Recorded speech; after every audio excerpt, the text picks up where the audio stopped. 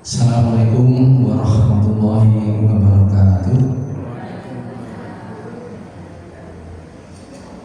Alhamdulillahirabbil alamin. Asyhadu an la ilaha illallah wa asyhadu anna Muhammadan abduhu wa rasuluh. Allahumma shalli ala Muhammad wa ala alihi wa sahbihi ajma'in. Ya ayyuhalladzina amanu taqullaha haqqa tuqatih wa la tamutunna illa wa antum muslimun. Rabbis shrah li sadri wa yassir li amri wahlul 'uqdatam min lisani yafqahu qawli. Bapak Ibu jamaah Masjid Perhujana rahimakumullah. Alhamdulillah sampai dengan hari yang ketiga. Ketiga apa kedua? Oh, saya lupa. Hari yang kedua ini kita masih sehat-sehat nih. Kabarnya nikmat saking masyarakat Gusti Allah. Kita hendaklah memuji, harus memuji syukur pada Allah. Hanya kepada Allah yang berhak atas pujian dari makhluknya. Bapak Ibu jemaah Masjid Perhujana rahimakumullah, pada kesempatan ini saya terjadwal sebagai pengisi untuk pengajian takjil ini. Mungkin hanya sebentar, kita sekedar ngobrol-ngobrol saja. Biasanya kalau taruhan dari Bapak Ibu nek ajeng basa Jawa alus kemudian iso, nek ajeng matur nganggo bahasa Indonesia sing apik kemudian iso. Pamilo terkenal rumiyin viral menunggu takmir bapak menunggu bahasanya. Karena saderipun kula ngapunten, gua pilih samangke apabila nanti ada kata-kata saya yang kurang berkenan di hati Bapak Ibu sekalian. Salawat dan salam semoga dilimpahkan oleh Allah kepada junjungan kita Nabi besar Muhammad sallallahu alaihi wasallam, yang dengan risalah beliau kita semua sebagai umatnya yang mengenal Islam, insyaallah berusaha mengenal Islam dengan baik. Dan inilah yang menjadi sarana kita untuk kembali kepada Allah dengan keadaan yang diridhoi. Kemudian semoga salawat dan salam juga itu sampai kepada para sahabat, para keluarganya, dan insya Allah juga kepada kita semuanya, umatnya, yang nanti di hari akhirat kita berharap akan mendapat syafaat beliau. Bapak Ibu rahimakumullah, kita sebagai umat Islam adalah sebuah keuntungan yang sangat besar. Tinggal bagaimana kita meningkatkan iman kita. Karena hanya di dalam Islamlah Allah itu meridhoi suatu agama. Ayatnya di Ali Imran ayat 19 itu, Inna dina indallahil Islam, bahwa agama yang diridhoi oleh Allah hanya Islam. Dan juga di ayat 85 itu dikatakan bahwa barang siapa yang mencari agama selain Islam, ibadahnya tidak akan diterima oleh Allah. Bagaimanapun baik budi bahasanya ketika hidup di dunia, tapi amalan itu tidak akan diperhitungkan pahalanya. Nah, dengan beragama Islam ini kemudian kita dasari dengan iman yang tulus pada Allah Subhanahu wa ta'ala, maka kita akan diberikan nikmat di akhirat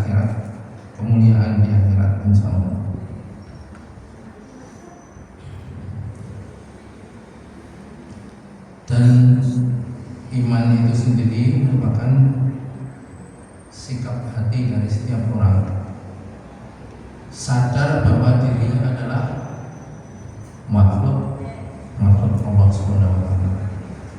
Dengan iman dan kesadaran yang tinggi, tentulah kita akan senantiasa ingat pada Yang Maha Kuasa, Yang Maha Menciptakannya. Apa kira-kira hak pencipta itu atas yang diciptakannya?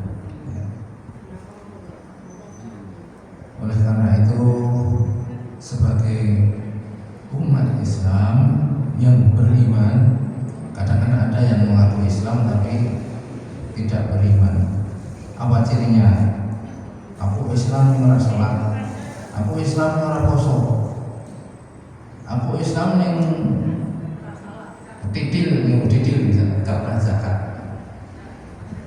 Nah, padahal kalau kita ingat apa itu Islam, kita kemudian ingat ketika Rasulullah berada di dalam masjid Nabawi pada waktu masih awal-awal, itu tiba-tiba ada tamu, seorang pemuda yang berpakaian putih bersih. Kemudian dia datang begitu saja, kedua lututnya disatukan dengan lutut Nabi Muhammad SAW.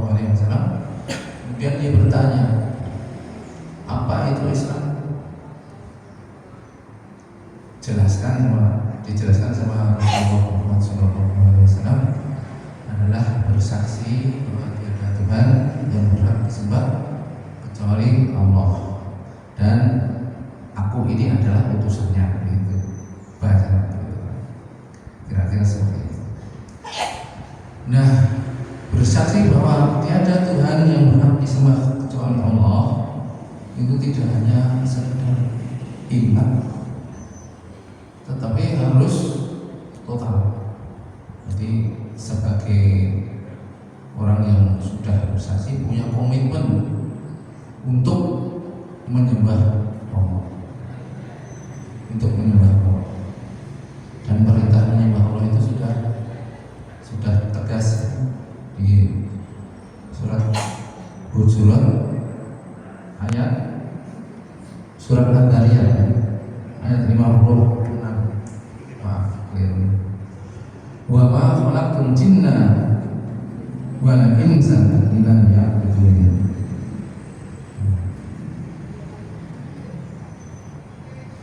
Ini kembali pada kewajiban sebagai makhluk untuk memenuhi kehendak Allah. Salah satunya adalah salat. Selengkapnya tadi saya bilang bersaksi bahwa tiada Tuhan yang wajib disembah kecuali Allah, sekaligus untuk konsekuen untuk mentaati perintah beliau. Ketika perintah itu disampaikan oleh manusia, maka manusia itu harus taat.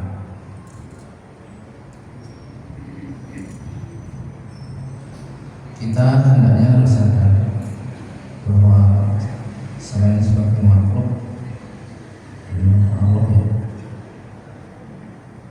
kita itu mendapatkan banyak fasilitas, nikmat. Kita mendapatkan hidayah, petunjuk, dan kita diberikan informasi konkret bagaimana seharusnya kita berislam. Tidak lain melalui Al-Quran yang diwahyukan kepada Rasulullah Muhammad SAW, hingga sampai pada kita sebagaimana yang ada di bawah itu. Ada yang sudah ada terjemahnya, kita bisa mempelajarinya dengan leluasa sesuai dengan keadaan kita. Dan di situ pula, di dalam Al-Quran itu pula, kita itu kalau sudah sadar yakin punya Allah, kita beribadah, ini menjadi sebuah energi bagi kita. Nggak usah gelisah hidup ini, nggak usah takut sesuatu kecuali takut tentunya kepada Allah. Jangan sampai melanggar apa yang tadi tuntunannya, jangan sampai melakukan hal-hal yang dilarang oleh Allah SWT. Dan Allah itu mau gerak apa saja kita itu mau gerak apa saja, Allah itu tahu, Allah Maha tahu. Jangan apa yang sudah dilakukannya, yang masih terbetik di dalam pikiran kita, di dalam hati kita, Allah itu tahu. Kanan kiri kita ada malaikat yang mencatat perbuatan baik dan perbuatan buruk kita. Dan nanti catatan itu akan diberikan ketika kita sudah di akhirat untuk hisab. Kemudian harus bertanggung jawab atas segala tindakan di kehidupan kita di dunia ini. Jadi sebagai makhluk Allah, kita sadar dan yakin punya Allah yang mencukupkan segala macam fasilitas, sehingga tidak ada alasan kita untuk tidak beribadah, tidak membuat. Yang kedua, dengan sadar itu hendaklah kita senantiasa menerima seruan Allah. Kalau kita diminta atau disuruh, diperintah untuk berpuasa, kita puasa seperti pada bulan ini. Semoga kita bisa melaksanakan puasa beserta seluruh rangkaian ibadahnya sampai tuntas. Amin. Diberikan kesehatan, diberikan kedamaian. Belum lama ini ada postingnya doa ketika berpuasa itu dari Ustaz Adi. Allahumma ahillahu alaina bil yumni wal iman wa salamati wal islam Rabbi wa Allah. Itu doa itu sudah lama sebenarnya di kampus, di Masjid Al-Subair sudah diajarkan di tahun-tahun sebelumnya. Jadi semoga kita bisa melaksanakan seluruh rangkaian ibadah di bulan Ramadan ini dengan damai, dengan iman, dengan sehat, gitu ya, dan ikhlas hanya karena Allah Subhanahu wa Ta'ala.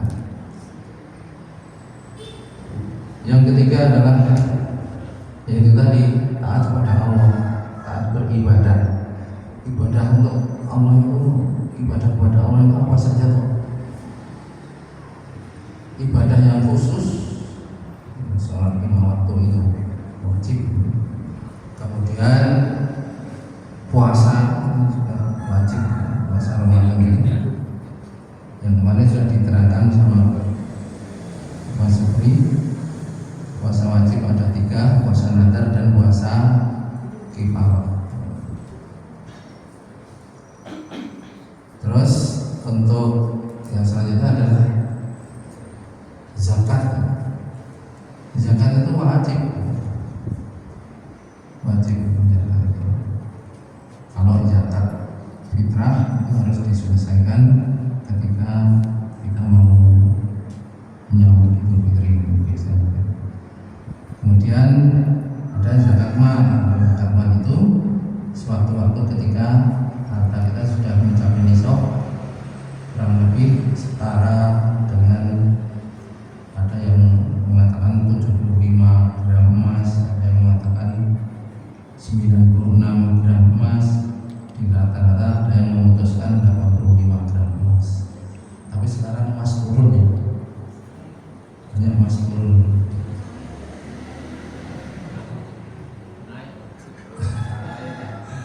Tapi untuk di Indonesia selama pemerintahan Jokowi itu tidak ada yang turun semua, naik semua, terutama untuk konsumsi rakyat ya banyak yang turun cuma sayur itu sampai seperti itu sudah diusahakan dengan apa namanya pupuk yang mahal-mahal dijual ya kembali modal gitu. Kasihan ya. Makanya sering dihibahkan untuk para jamaah yang mengikuti pengajian. Sekarang ada itu diambil, itu diborong sayur dari tempat produksinya sekarang, kemudian dibagikan untuk lansia.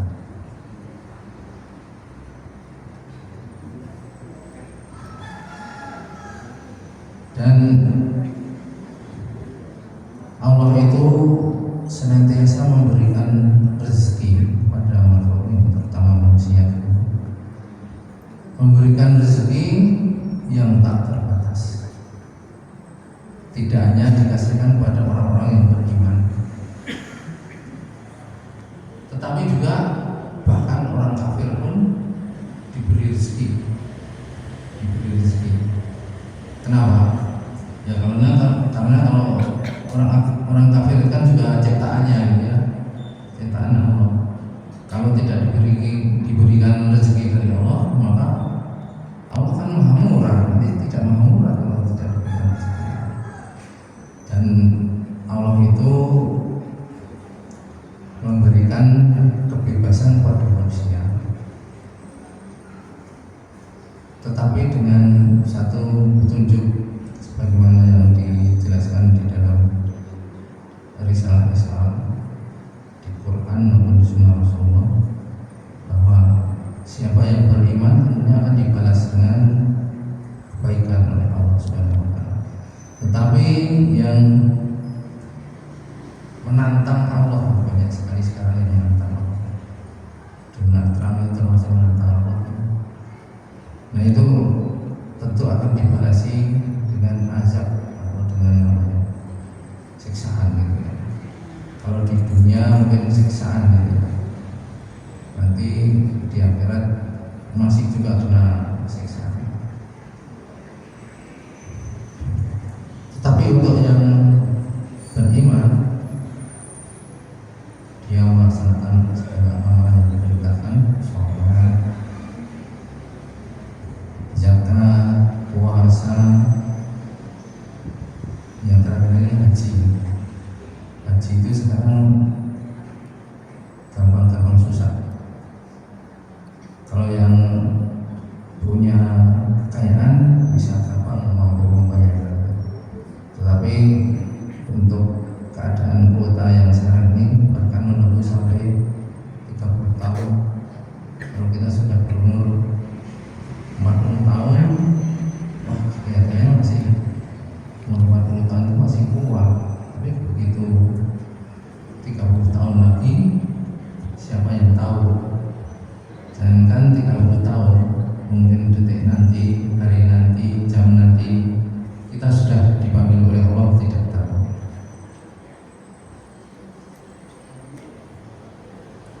Dan yang keempat, Bapak Ibu jamaah masjid Abu Jenal Rasulullah, hendaklah senantiasa kita hidup ini mencari ridho Allah, senantiasa berusaha untuk mencapai ketakwaan. Apapun yang kita mampu, kita berusaha. Nah, di dalam kehidupan ini kan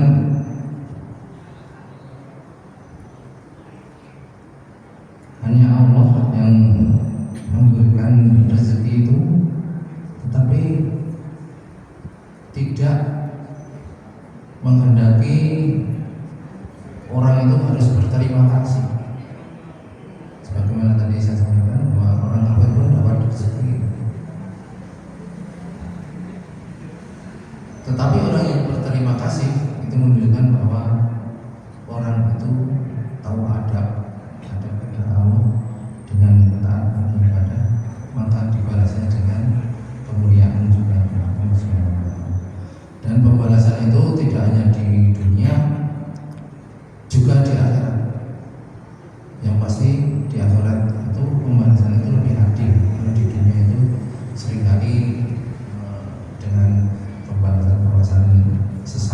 kalau Allah kan, kalau kita berbaik di kepada sesama Allah, kita diberikan balasan yang adil. Dan orang-orang yang berbuat baik itu senantiasa bertemu dengan ujian. Bahkan harta dan anak-anak kita, keluarga kita itu juga menjadi salah satu ujian bagi kita. Sehingga apabila kita sudah menetapkan hati untuk berbuat sesuatu ibadah, kemudian ada aja gangguannya, entah dari anak, entah dari keluarga kita, entah dari harta kita.